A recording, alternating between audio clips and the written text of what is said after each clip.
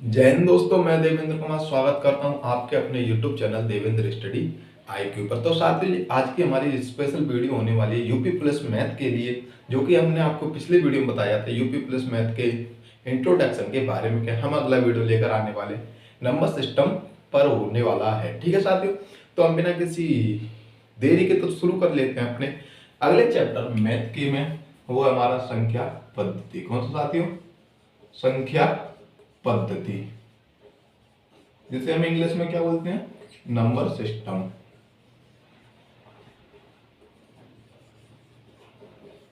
ठीक है साथियों, क्या कहते हैं इसे? नंबर सिस्टम कहते हैं। जिसमें होता क्या है, अगर हम इसको समझना चाहें तो इसको कैसे समझ सकते हैं? इसमें हम बोल सकते हैं संख्याओं का ज्ञान।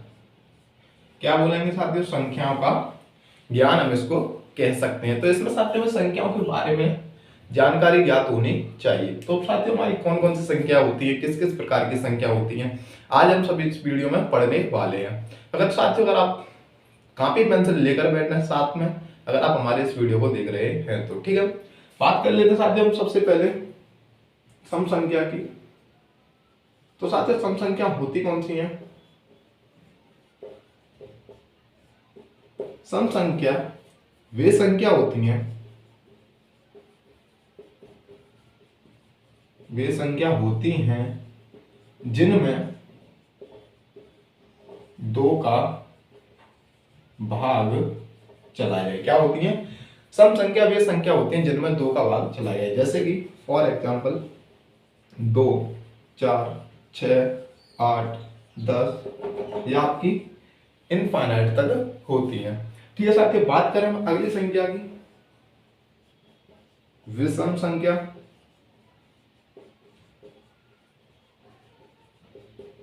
विषम संख्या कौन सी संख्या होती है? वे संख्या होती है जिनमें दो का भाग नहीं जाता। कौन सी होती है साथियों? जिनमें दो का भाग नहीं जाता, वो हमारी विषम संख्याएं होती हैं। साथियों, कौन कौन सी होती हैं? एग्जाम्पल के तौर पर बात करें तो 1, 3, 5, 7, 9, 11 डॉट डॉट डॉट इनफाइनाइट तक ये हमारी संख्याएं होती हैं। ठीक है साथियों, यहां तक क्लियर है। बढ़ते हैं अगली संख्याओं की तरफ।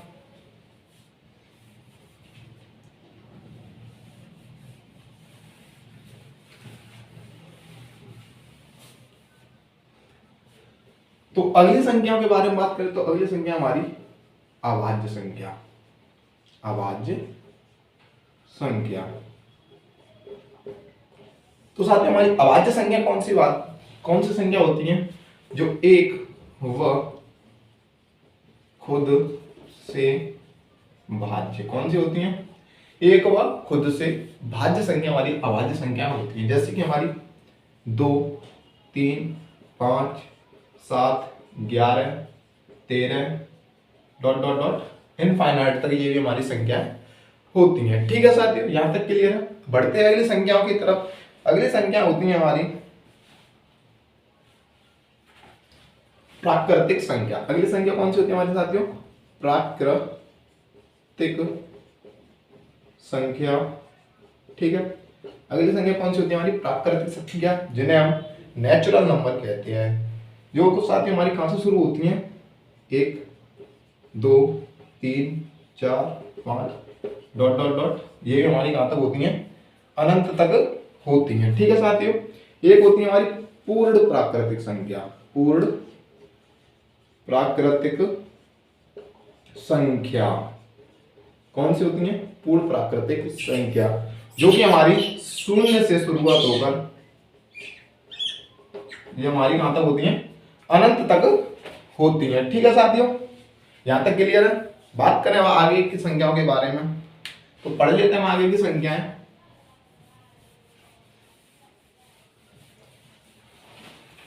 वैसे ही साफ कर देता हूं। तो आगे की संख्या है साथियों हमारी पूर्णांक संख्या। पूर्णांक संख्या। तो साथियों, पूर्णांक संख्या कौन सी होती है?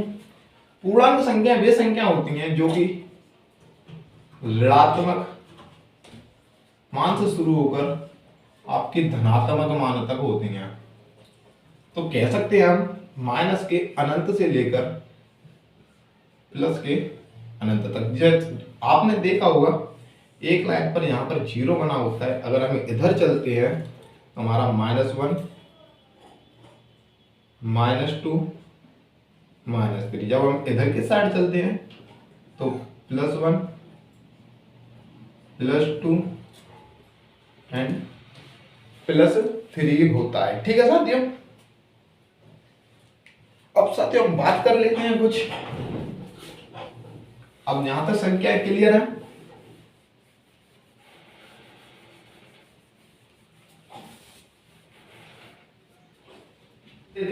अगली संख्या परमीय संख्या और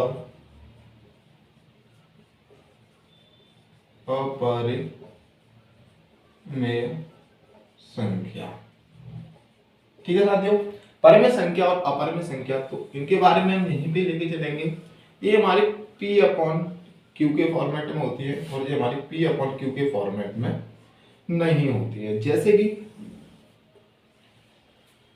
√16, ये हमारी कैसी संख्या हो जाएगी, एक परिमेय संख्या हो जाएगी। 15/3 10/4 एंड 10/3। ठीक है, यहां पर √3 √2 पाई एंड और कोई।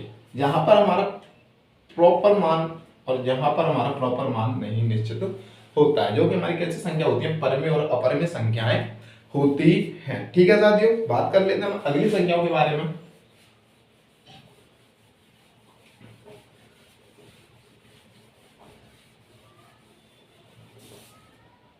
अगली संख्या है हमारी साथियों संपूर्ण संख्या।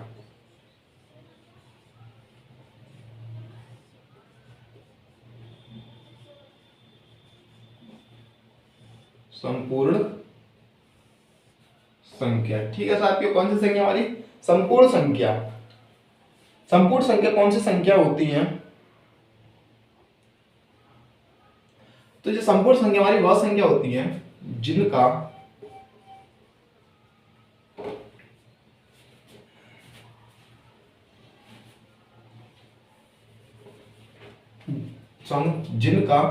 जिनके गुणन खंडों का योग उस संख्या के बराबर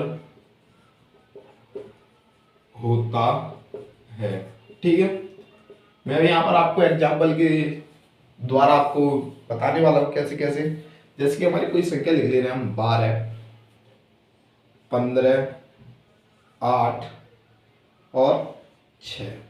12 15 8 6 ये हमने लिख दिया। अब इसमें से हमें ज्ञात करनी है संपूर्ण संख्या, हमें ज्ञात करनी है। क्या ज्ञात करनी है साथियों, संपूर्ण संख्या हमें इसमें ज्ञात करनी है। तो हमें इसका क्या करना है, गुणनखंड करते हैं। तो इसके गुणनखंड कौन कौन से हो जाएंगे हमारे, 1 2 3 4 और 1 हो जाएगा हमारे 12, जो कि हमारे ये लास्ट वाले हम नंबर को नहीं लेते हैं। ठीक है साथियों, इसमें करें तो 1 3 5 और 15, जो कि हमें 15 नहीं लेना है। 8 के करेंगे तो 1 2 4 और 8, इसमें भी हमको नहीं लेना है। अगर हम 6 के करें तो 1 2 3 और 6 में 6 भी नहीं लेना है। तो हमें इस भाषा में क्या कहा था, जिनके गुणनखंडों का योग उस संख्या के बराबर हो।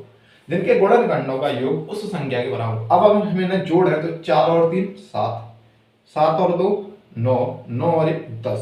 ये हमारी संपूर्ण संख्या होगी, नहीं होगी, क्योंकि हमारी संख्या यहाँ पर 12 है। ठीक है, 3 और 5 8, 8 और 1 9, जो कि हमारे यहाँ 15, ये भी हमारी संपूर्ण संख्या नहीं होगी। ठीक है, बात करें हमारी 8, तो 8 क्या एक संपूर्ण संख्या, 2 और 4 6, 6 और 1 7, ये भी हमारी संपूर्ण संख्या नहीं है। बात करें हम 6 की तो 3 और 2 5 और 1 6। 6 क्या हो जाएगी हमारी एक संपूर्ण संख्या हो जाएगी। क्या हो जाएगी? संपूर्ण संख्या हो जाएगी। ठीक है साथियों, यहां तक क्लियर है। तो बढ़ते हम आगे एक और नए टॉपिक की तरफ। हमारा अगला नया टॉपिक है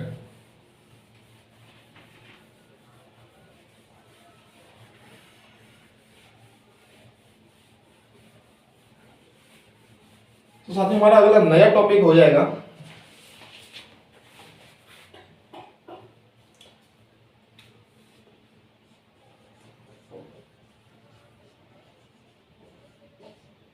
विभक्ति के नियम।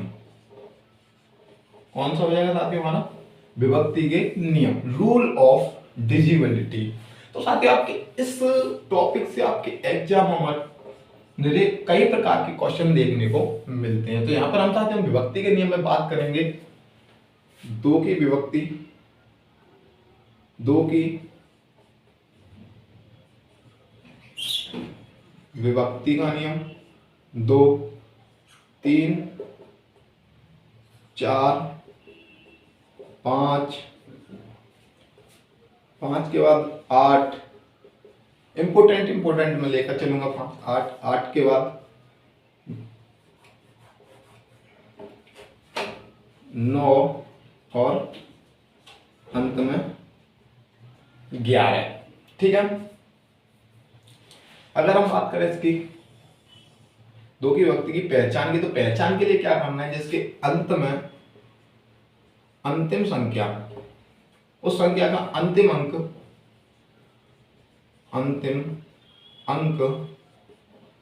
0 2 4 6 8 होना चाहिए। ठीक है, जैसे कि 240 624 728 आदि हो जाएंगे। ठीक है साथियों, ये हमारी क्या हो जाएंगी? 2 से विभाजित संख्याएं हो जाएंगी। तो अगली संख्या कौन सी थी साथियों? हमारी अगली संख्या 3 से विभाजित संख्या। तो हमारी 3 से विभाजित संख्या का पहचान है, अगर हम पहचान के तौर पर यहां लिखना चाहें तो इसकी पहचान हो जाएगी सभी संख्या का योग 3 से विभाजित। क्या होना चाहिए? सभी संख्या का योग 3 से विभाजित होना चाहिए। ठीक है साथियों, जैसे कि हम यहां पर लिख लेते हैं 522, ठीक है, 132,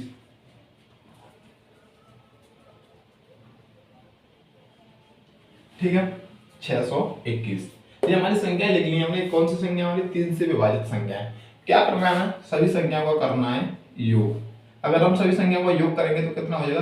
5 और 2 7, 7 और 2 9। 9 ये हमारी क्या है? हमारी 3 से विभाजित संख्या है। ठीक है साथियों, तो इस प्रकार ही करना है। अब हमें क्या करना है? 4 से विभाजित संख्या की पहचान के बारे में जाने। तो 4 से विभाजित संख्या कौन कौन सी होती है हमारी? इसमें होता क्या है?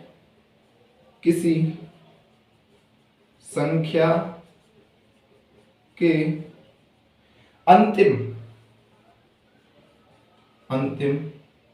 2 अंकों में 4 से भाग। क्या होना चाहिए? 4 से विभक्ति का नियम कहता है कि किसी संख्या के अंतिम 2 अंकों में 4 से भाग जाना चाहिए। ठीक है, जैसे कि हम यही संख्या ले लेंगे आपकी 240, हम अंतिम अंक लेंगे तो इसमें अंतिम अंक हम 40 में भाग दें तो पूरा जा रहा है। ऐसे हम 624 को ले लेते हैं, 4 से भाग देंगे अंतिम संख्या को, जा रहा है। अगर हम 728 को लें तो 728 में भी 4 का भाग जा रहा है।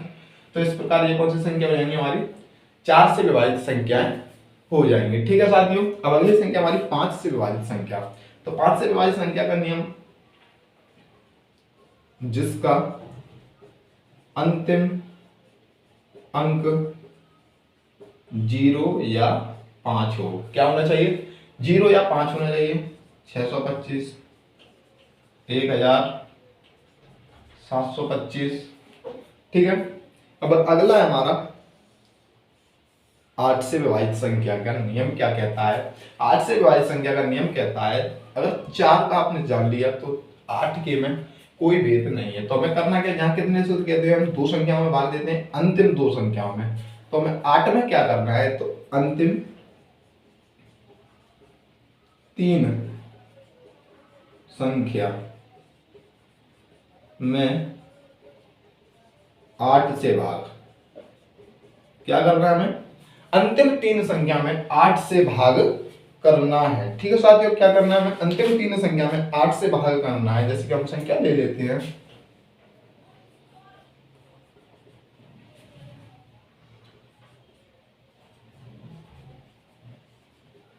75,112। ठीक है, अगर हमारे इसमें अंतिम 3 जीरो भी आते हैं तो वो ही हमारी संख्या चलेगी। ठीक है, एक और जीरो, तो हम पीछे की 3 संख्याओं में भाग देंगे, तो पीछे की 3 जीरो अगर आ रहे हैं तो हमारी संख्या पूरी पूरी तरह 8 से विभाजित होगी। तो हमारी ये 8 से विभाजित है। ठीक है, तो पीछे की 3 संख्याओं में भाग देकर देखेंगे। तो साथियों हम बात करते हैं, हमारे 2 रहेंगे तो 2 को अभी और ऊपर करेंगे, ऊपर वाले को मैं रफ कर देता हूँ।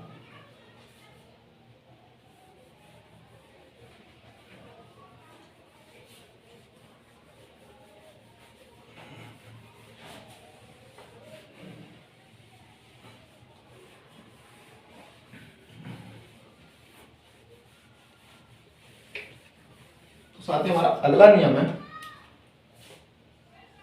9 से विभाजित। तो 9 से विभाजित का नियम है कि इसमें क्या करना है, सभी संख्या का योग, सभी संख्या का योग 9 से विभाजित होना चाहिए। क्या है कि 9 से विभाजित होना चाहिए, सभी संख्याओं का योग 9 से विभाजित होना चाहिए। ठीक है, आपकी नॉर्मली एक संख्या ले लें 27, अगर हम दोनों संख्या को जोड़ेंगे तो 9 हमारा 9 से विभाजित है। 729 ले लें, 729 को हम अगर जोड़ते हैं तो कितना हो जाएगा, 7 और 2 9 9 18, जो कि हमारा 9 से विभाजित है। ठीक है, तो हमें क्या करना है, 9 से विभाजित में सभी संख्याओं का योग करना है और 9 से विभाजित करना है। अगर हमें 9 से विभाजित होती है तो वो हमारी संख्या 9 से पूरी तरह विभाज्य होगी। अगला नियम है साथ ही हमारा 11 का।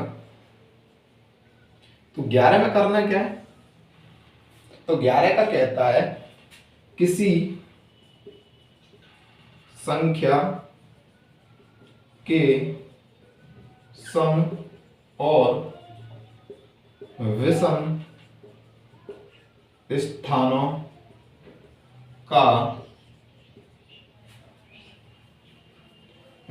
का अंतर या तो अंतर शून्य हो या 11 से विभाजित हो। तो साथ ही हमारा क्या कहता है, किसी संख्या के सम और विषम स्थानों का अंतर शून्य हो या 11 से विभाजित हो। क्या कहना है, 11 की विभक्ति का नियम कहता है किसी संख्या के सम और विषम स्थानों का अंतर शून्य हो या 11 से विभाजित हो। जैसे कि हम संख्या ले लेते हैं इसमें आपकी 6 3 2 1 7। ठीक है, 63,217 ये हमारी संख्या है। हमें इसमें ज्ञात करना है कि ये हमारी 11 से विभाज्य संख्या है या है नहीं। तो हमें करना है कि सम और विषम स्थानों का योग करना है। एक संख्या छोड़कर एक का योग करेंगे तो हम 6 और 2 और 7 को एक साथ जोड़ेंगे। जब हम इनको जोड़ेंगे तो कितना हो जाएगा, 6 और 2 8, 8 और 7 15, 3 और 1 4। अब हमें करना क्या है, इनका अंतर। अगर हम इनका अंतर करेंगे तो अंतर कितना आ रहा है हमारा साथियों, 11, जो कि 11 से विभाज्य। एक हम हमारी नॉर्मल संख्या ले लेते हैं हम 121, जो कि 11 का ही वर्ग होता है। हमें करना है कि एक इसमें छोड़नी है, तो ये कितने हो जाएंगे हमारे 2। ये हम 2 इसमें से क्या करेंगे, अंतर करेंगे तो क्या आ जाएगा 0। तो ये भी हमारी क्या हो जाएगी, 11 से विभाज्य हो जाएगी। ठीक है साथियों, 11 से विभाज्य हो जाएगी। यहां तक क्लियर है? बढ़ते हैं अगले अगर मेरे नए टॉपिक की तरफ। मैं आपके इन क्वेश्चनों की प्रैक्टिस अगले वीडियो में कराऊंगा। अगला नया टॉपिक है साथियों हमारा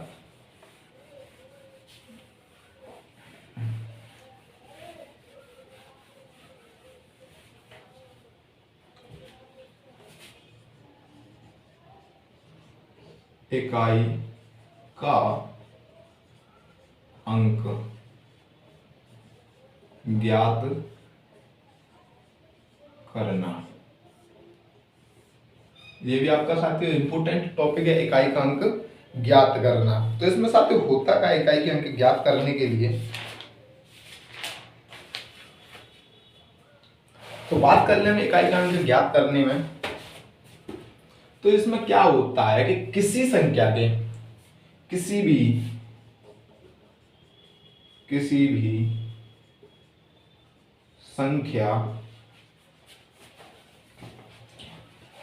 भी संख्या का इकाई अंक निकालने के लिए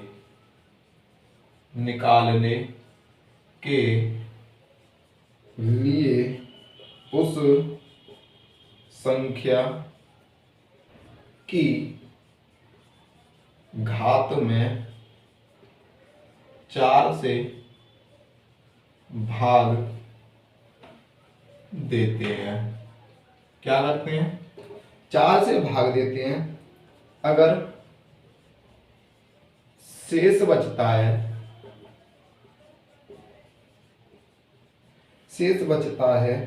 तो उसे घात मान लेते हैं। अगर शेष बचता है तो उसे घात मान लेते हैं तथा शून्य बचे तो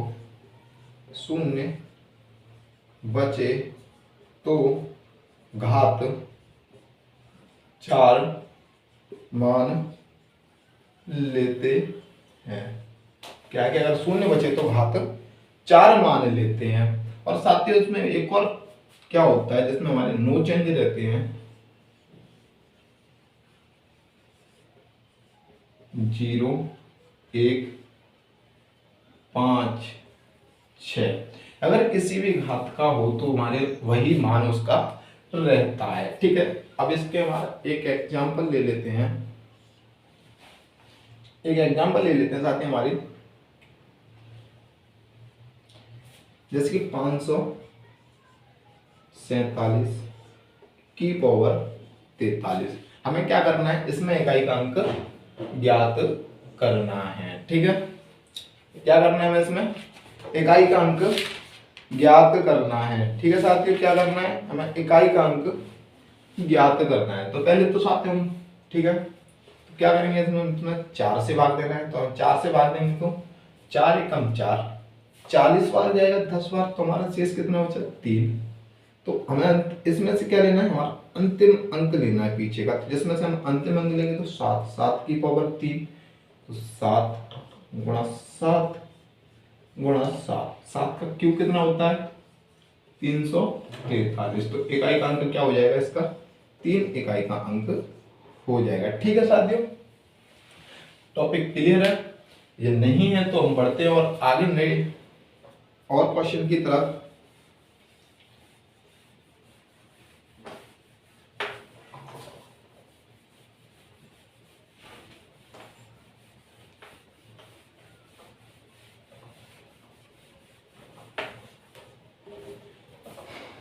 जैसे कि साथ हमारा इकाई का अंक मैं पहले बताना भूल गया था। इकाई के अंक में तो जैसे हम इकाई का अंक होता क्या है? तो इकाई का अंक हमारी पीछे वाली संख्या होती है, यही हमारा इकाई का अंक होता है। ठीक है, अब क्वेश्चन है, एग्जाम्पल है 45, 58, 63 और 104 का क्या करना है? हमें इकाई का अंक ज्ञात करना है। तो साथ ही हमें इसमें पूरी संख्याओं से कोई मतलब नहीं है, हमें इसमें इकाई का अंक देखना है। तो यहाँ पर 5 और 8 13, 13 और 3 16, 16 और 4 20, 20 में इकाई का अंक क्या है? 0, तो इसका 0 क्या हो जाएगा? इकाई का अंक हो जाएगा। ठीक है साथियों, बात क्लियर है? अगर आपके जब टॉपिक क्लियर हो तो ठीक है, अगर हमारा वीडियो अच्छा लगा हो तो वीडियो को लाइक कर लें, चैनल को भी सब्सक्राइब कर लें, बेल आइकन को भी प्रेस कर लें, क्योंकि और आपको ऐसे ही वीडियो देखने को हमारे इस चैनल पर मिलते रहेंगे। जब तक के लिए जय हिंद, जय भारत, धन्यवाद।